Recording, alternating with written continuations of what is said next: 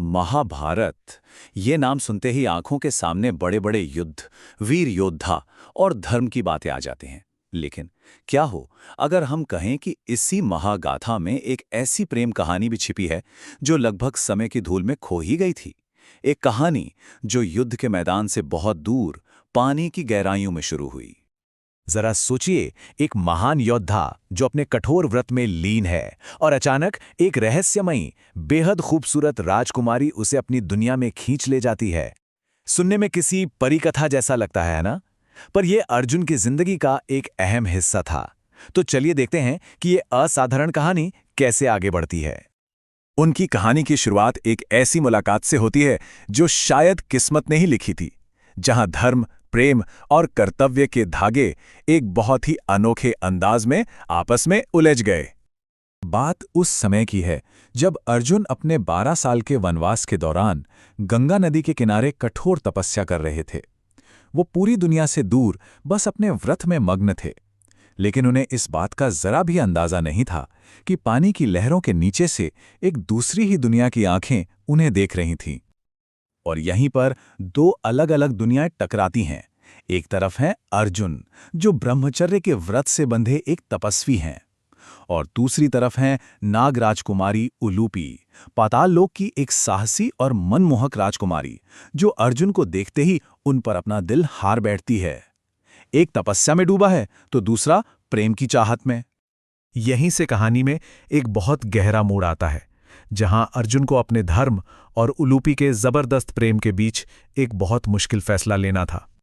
तो जब उलूपी अर्जुन को पानी के नीचे अपने शानदार महल में ले गईं और उनसे शादी करने की इच्छा जाहिर की, तो अर्जुन ने साफ साफ मना कर दिया। उन्होंने अपने 12 साल के ब्रह्मचर्य व्रत का हवाला दिया। अर्जुन के लिए उनका वचन और धर्म ही सब कुछ था, भले ही इसके लिए उन्हें एक राजकुमारी का दिल ही क्यों ना तोड़ना पड़े। लेकिन उलूपी सिर्फ एक आम राजकुमारी नहीं थी, वो बहुत बुद्धिमान और दृढ़ इच्छा वाली थी। उन्होंने अर्जुन को धर्म की एक ऐसी व्याख्या बताई जो उन्होंने सोची भी नहीं थी।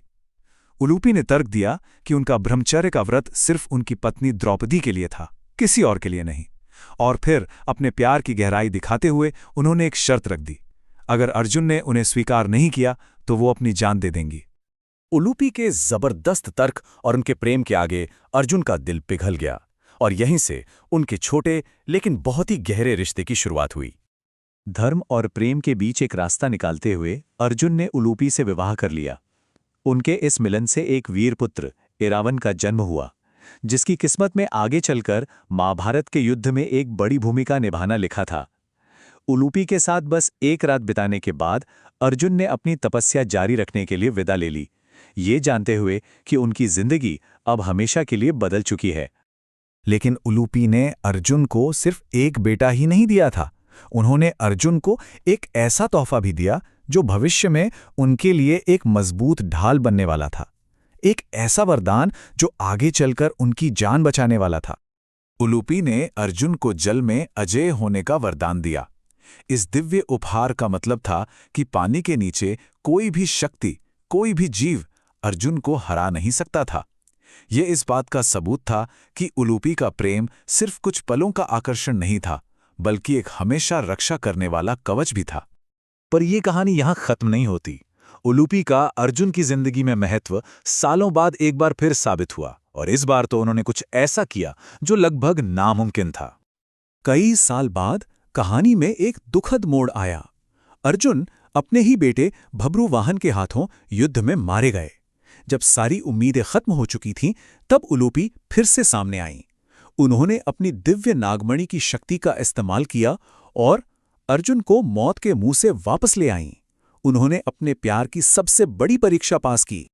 तो ये कहानी हमें बताती है कि अर्जुन और उलूपी का रिश्ता सिर्फ एक रात का साथ नहीं था। ये एक ऐसा गहरा बंधन था जिसने अर्जुन को एक बेटा दिया, अजय होने का वरदान दिया, और आखिर में जिंदगी ही लौटा दी। उलूपी सिर्फ एक पत्नी नहीं थी, वो अर्जुन की जिंदगी में एक रक्षक, एक देवी बनकर आईं। अर्जुन और उलूपी की ये कहानी हमें ये सोचने पर मजबूर कर देती है कि इस महान ग्रंथ में और कितने ऐसे राज, कितनी ऐसी अनसुनी कहानियां दबी हुई हैं जो बस किसी के पढ़ने और सुनाने का इंतजार कर रही हैं। शायद हमें बस पन्नों को थोड़ा और ध्यान से पलटने की जरूरत है।